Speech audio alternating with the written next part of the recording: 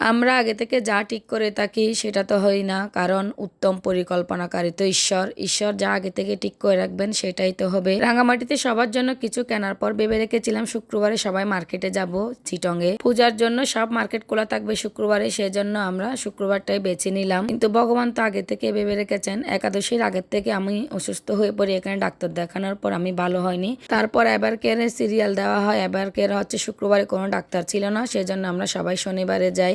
আমি আগে দেখেছিলাম, তাই আমার জন্য কিছু করতে হয়নি, ছেলেদের জন্য করতে হয়েছে। তাদের হচ্ছে নাক কান গলার ডাক্তার দেখিয়েছি ছেলেকে। ছেলে বড়টা তেমন কিছু হয় নাই, ছোটটা অপারেশনের কথা বলেছিল, সেজন্য কোনো পরীক্ষা করেনি, কারণ বাসায় সিদ্ধান্ত নিতে হবে। আর আমার যে গলার মধ্যে ইনফেকশন হয়েছে তার জন্য ওষুধ দেওয়া হয়েছে, 1 সপ্তাহ পর আবার যেতে বলেছে।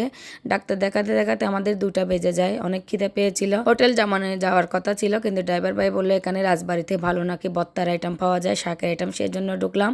ছেলেরা খেয়েছিল মোরগ পোলাও আর আমাদের জন্য বিভিন্ন রকম ভর্তার আইটেম। তারপর শাক নিয়েছিল, শাকটা ভীষণ মজা হয়েছিল।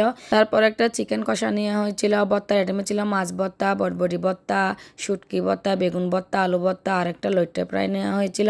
কিন্তু শাকটা আমার ভীষণ ভালো লেগেছিল, ভর্তাটাও মোটামুটি ভালো, মাংসটাও মোটামুটি ভালো ছিল, কিন্তু লইট্টে প্রায়টা তেমন ভালো ছিল না। ওরা একটা বোরহানি খেয়েছিল সবাই, আমি একটু মুখে দিতে আমার কিরকম জানি লেগেছিল, ভালো লাগেনি, কারণ জ্বরের মুখেও ভালো লাগতেছিল না। তারপর আমি একটা চায়ের অর্ডার দিয়েছিলাম, চাটা কিন্তু দারুণ ছিল খেতে, দেখুন খুব সুন্দর কালার, খেতেও সেরকম হয়েছে। তারপর একটু হাজারি গলিতে গিয়েছিলাম হচ্ছে পূজার জন্য। আমি গতবার একটা ভোগের থালা কিনেছিলাম, সেখানে গ্লাসটা ভালো পড়েনি, সেটা একটু চেঞ্জ করে নিয়ে এসেছিলাম। তারপরেও বললো চলো মেগামার্টে যাই, কিছু কেনাকাটা করতে পারি কিনা দেখি।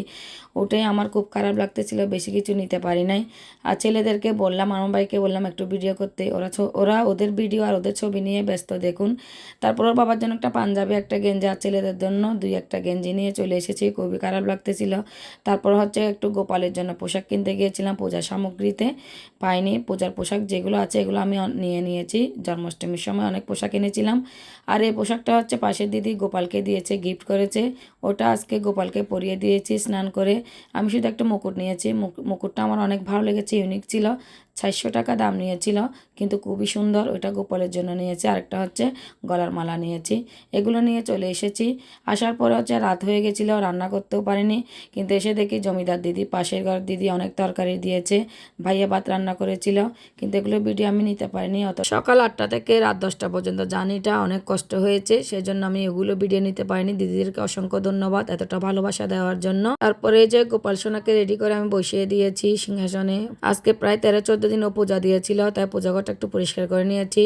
আর হচ্ছে ঠাকুরের যে থালা বাসনগুলো ছিল সবগুলো একটু পিতাম্বরে পাউডার দিয়ে পরিষ্কার করে রেখেছি, পূজাঘরটা পরিষ্কার করে নিয়েছি। সকালবেলা আবার জগন্নাথ মন্দির থেকে প্রসাদ দিয়ে গেছে, সেই প্রসাদটা সবাই মিলে খেয়েছি, অমৃত ছিল, প্রসাদ মানে অমৃত।